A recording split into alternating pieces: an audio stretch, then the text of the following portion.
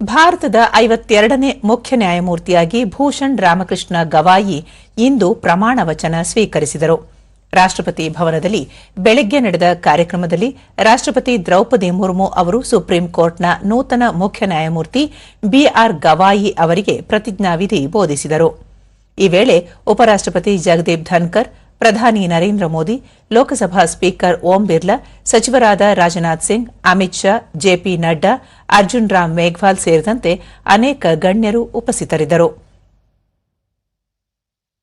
ಈ ಮುನ್ನ ಮುಖ್ಯ ನ್ಯಾಯಮೂರ್ತಿಯಾಗಿದ್ದ ಸಂಜೀವ್ ಖನ್ನಾ ಅವರ ಅಧಿಕಾರ ಅವಧಿ ನಿನ್ನೆ ಕೊನೆಗೊಂಡಿದ್ದು, ಇಂದಿನಿಂದ ಬಿಆರ್ ಗವಾಯಿ ಅವರು ಈ ಹುದ್ದೆ ಅಲಂಕರಿಸಿದ್ದಾರೆ.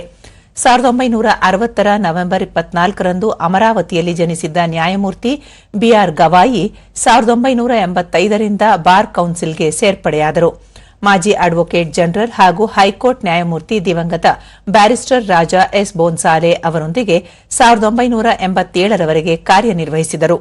ನಂತರ 1987ರಿಂದ 1990ರವರೆಗೆ ನ್ಯಾಯಮೂರ್ತಿ ಬಿಆರ್ ಗವಾಯಿ ಅವರು ಬಾಂಬೆ ಹೈಕೋರ್ಟ್ನಲ್ಲಿ ಸ್ವತಂತ್ರವಾಗಿ ವಕೀಲ ವೃತ್ತಿ ಆರಂಭಿಸಿದರು. 2003ರಲ್ಲಿ ಅವರು ಬಾಂಬೆ ಹೈಕೋರ್ಟ್ನ ಹೆಚ್ಚುವರಿ ನ್ಯಾಯಾಧೀಶರಾಗಿ ಹಾಗೂ 2005ರಲ್ಲಿ ಇದೇ ಹೈಕೋರ್ಟ್ನ ಖಾಯಂ ನ್ಯಾಯಾಧೀಶರಾಗಿ ನೇಮಕಗೊಂಡರು. 2019ರ ಮೇ ತಿಂಗಳಿನಿಂದ ಸುಪ್ರೀಂ ಕೋರ್ಟ್ ನ್ಯಾಯಾಧೀಶರಾಗಿ ನೇಮಕಾತಿ ಪಡೆದರು. ಕಳೆದ 6 ವರ್ಷಗಳಲ್ಲಿ ಬಿಆರ್ ಗವಾಯಿ ಅವರು ಸಾಂವಿಧಾನಿಕ ಮತ್ತು ಆಡಳಿತಾತ್ಮಕ ಕಾನೂನು, ನಾಗರಿಕ ಕಾನೂನು, ಕ್ರಿಮಿನಲ್ ಕಾನೂನು ಹಾಗೂ ವಾಣಿಜ್ಯಾತ್ಮಕ ವಿವಾದ ವಿಷಯಗಳಿಗೆ ಸಂಬಂಧಿಸಿದ ಸುಮಾರು 700 ಪೀಠಗಳಲ್ಲಿ ಕಾರ್ಯನಿರ್ವಹಿಸಿದ್ದಾರೆ.